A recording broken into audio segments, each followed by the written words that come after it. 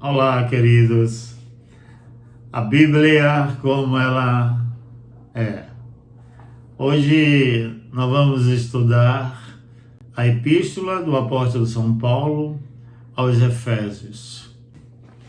Efésio era uma das epístolas mais lidas e estudadas do Novo Testamento. Grandes homens de Deus foram fortemente impactados por Efésios ao longo da história.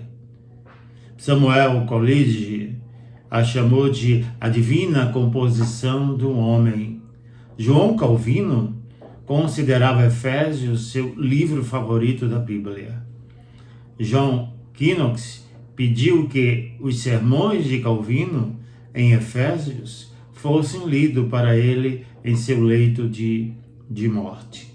Tem sido dito que esta epístola contém a mais profunda verdade revelada aos homens, e talvez a igreja de Éfeso estivesse mais bem preparada do que as outras para ser a receptora de tal verdade, uma vez que a longa permanência de Paulo ali poderia ter lhe dado um melhor preparo para ouvi-la e entendê-la. O conteúdo da epístola transcende a qualquer questão pessoal ou local, ou seja, o que está escrito em Efésios é de aplicação para qualquer crente ou igreja cristã. É interessante que Paulo passou muito tempo, quase 3 anos, nessa cidade de Éfeso. Dali fez o seu quartel general, ali escreveu algumas outras cartas. Qual é a visão panorâmica desta carta? Há algumas informações que ajudam-nos a compreender melhor essa epístola. Que grupo essa carta pertence? Ela pertence a uma carta, a um grupo chamado Epístolas Paulinas Eclesiásticas. Nós já falamos sobre isso. Era direcionada à igreja.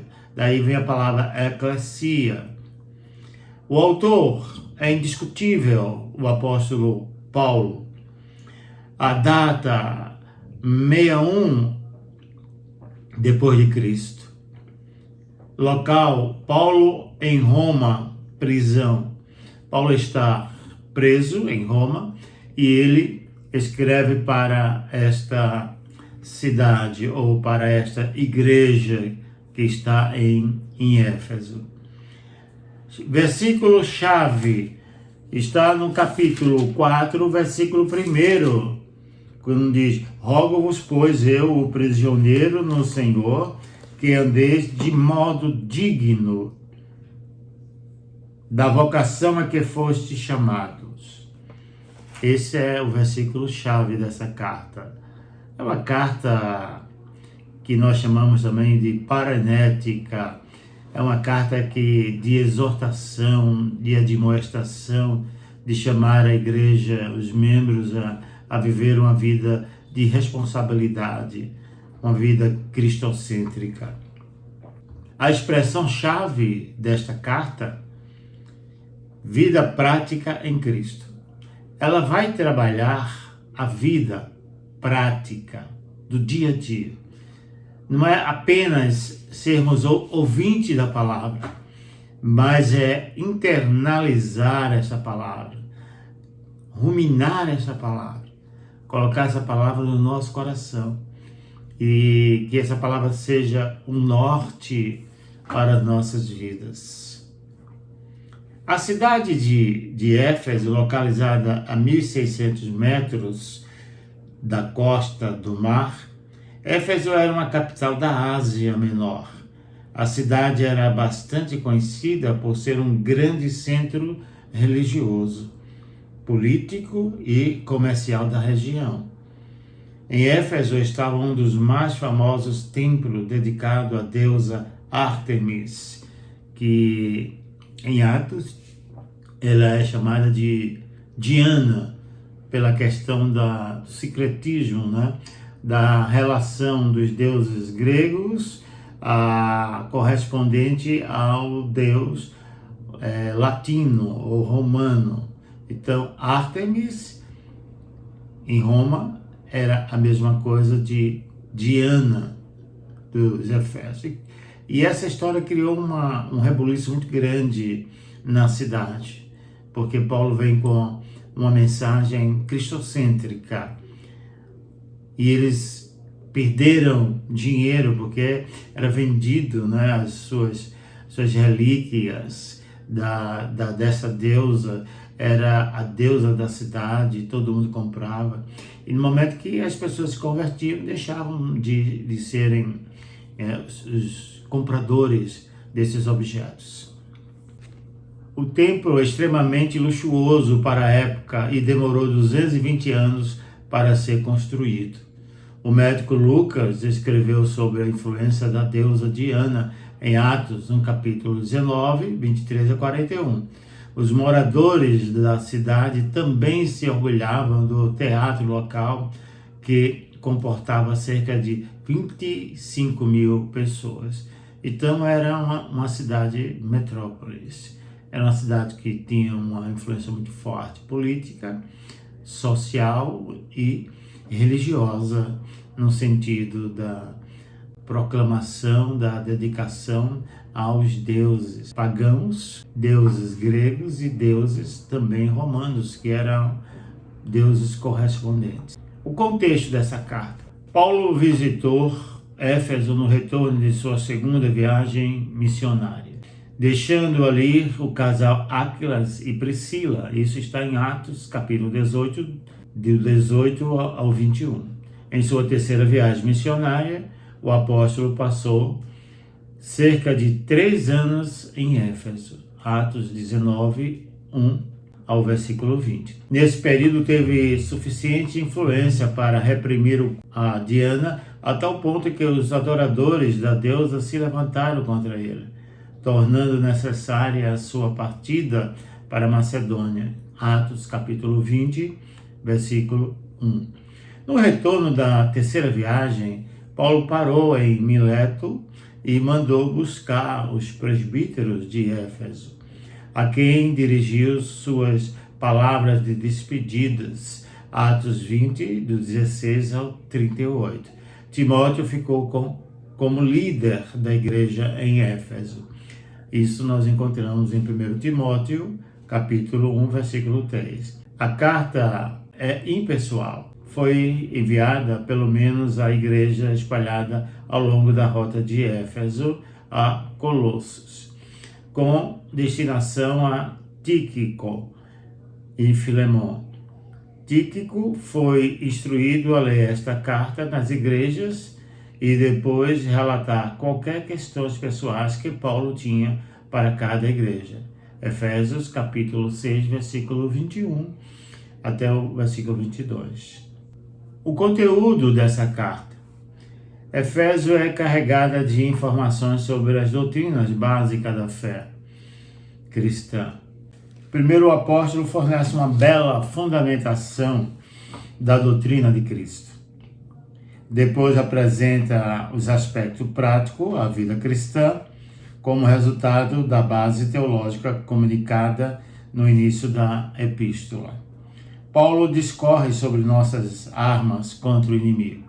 A doutrina, Efésios 1 a 3, 4.1, o conteúdo doutrinário.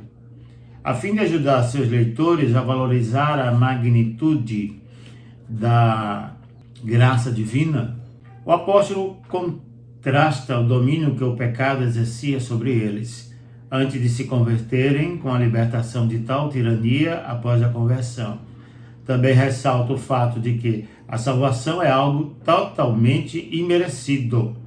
Ela é dada mediante a graça divina, por meio da fé, independentemente de boas obras que possam conferir mérito.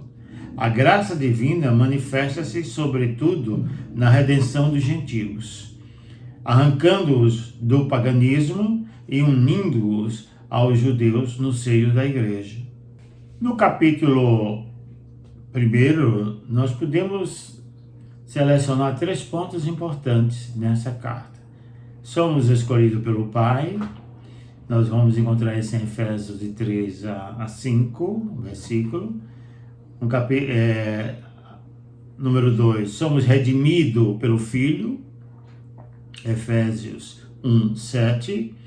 E somos selados pelo Espírito, Efésios 1, 13. Então nós temos a atuação da Trindade. O Pai, fomos escolhidos pelo Pai, a redenção pelo Filho e selado para o dia final pelo Espírito Santo.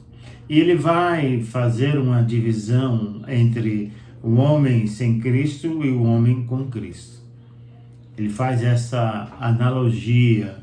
Então ele começa a falar que o homem sem Cristo é morto, completa incapacidade.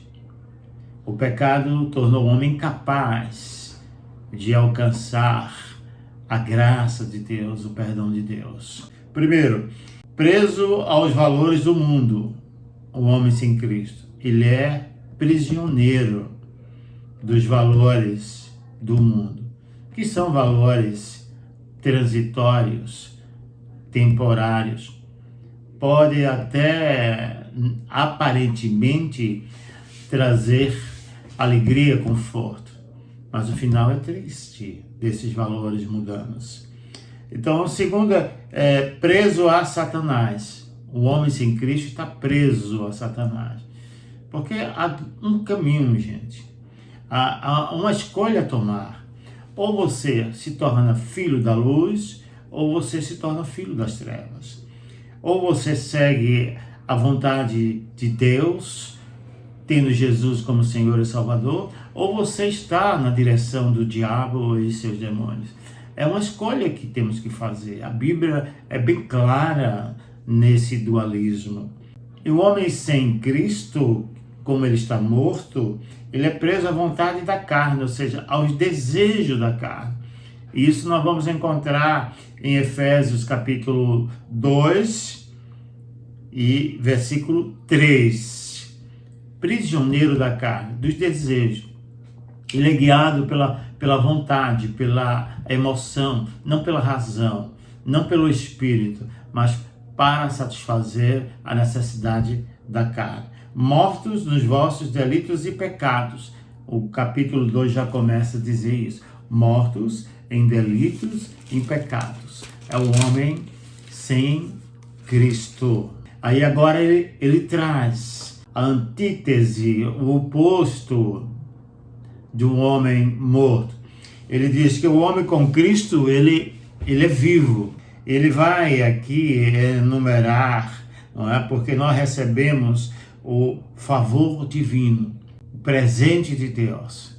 A graça de Deus está em nós, quando nós recebemos Jesus como Senhor e Salvador. E ele diz aqui, primeiro, vivificado com Cristo, vivificado. Estávamos mortos e agora nós ressurgimos, ou seja, somos uma nova criatura. Versículo 2, capítulo 2, versículo 5 do livro de Efésios. Ressuscitado em Cristo. O homem com Cristo, ele é ressuscitado. Efésios 2, 6, quando diz, e juntamente com ele nos ressuscitou e nos fez assentar nos lugares celestiais em Cristo Jesus. Ressuscitado. Deus nos tirou da sepultura, do túmulo, e agora estamos com a vida. E essa vida é uma vida abundante, é uma vida eterna. Então, em terceiro lugar, o homem com Cristo, ele está assentado com Cristo. Ele está assentado com Cristo. Ele está com Cristo. E Cristo está nele. Pela graça sois salvos, mediante a fé. E isso não vem de vós, é dom de Deus. Então essa é a parte inicial doutrinária desta carta. É mostrar esse dualismo, essa analogia entre o homem sem Cristo é morto, é incapaz. E o homem com Cristo vivo e está sob o domínio da graça de Deus, do favor divino. Ainda na parte doutrinária, no tópico 4.2, deveres, o nosso andar, como deve ser o nosso andar. Nós fomos tirados das trevas para a luz. Estamos agora em Cristo, ou seja, estamos vivos, estamos assentados com Ele. Temos a sua palavra e como é a vida agora, no dia a dia. A partir do capítulo 4, Paulo avança em seu ensino estabelecendo os novos padrões nos quais a igreja deve andar. Volta-se do quem Deus tem feito para os que nós devemos ser e fazer, da doutrina para a prática. Não adianta apenas ter as informações, o conhecimento. A vida com Deus e Cristo, ela é experimental.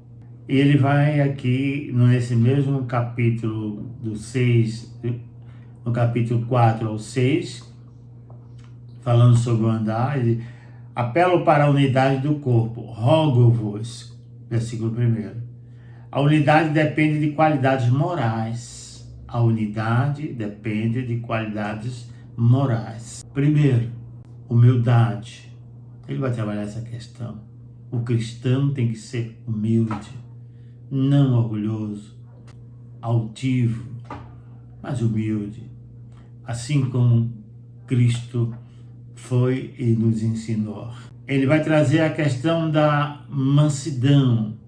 Nós temos o nosso momento de agitação, de resposta automática, sintomática, mas no geral o cristão tem que ser manso, tem que buscar a mansidão. Por sinal, Paulo vai dizer em Gálatas que é fruto do Espírito Santo a mansidão. Quem tem que ser manso?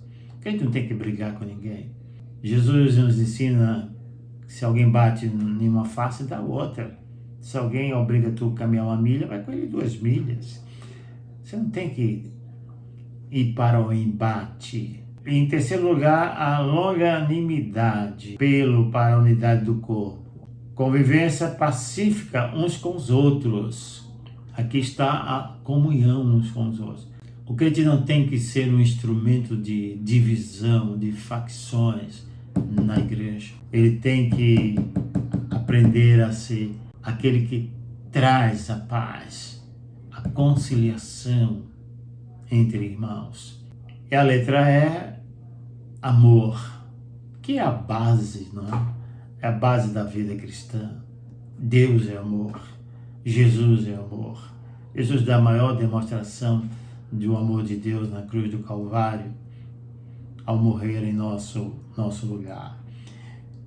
Segunda unidade é mantida pelo esforço de cada um. Primeira unidade depende da qualidade morais, essas qualidades que foram citadas. E agora a unidade é mantida pelo esforço de cada um. No versículo 13. A unidade da igreja surge da unidade de Deus. Há somente um corpo, porque há um só Espírito.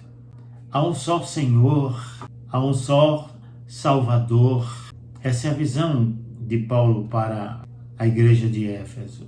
Há uma só esperança, uma só fé, um só batismo, porque há um só Senhor, Jesus Cristo. Não há outros senhores. Ele é único, inigualável. Na letra C, há uma só família, porque há um só Deus e Pai. Então somos membros de uma mesma família.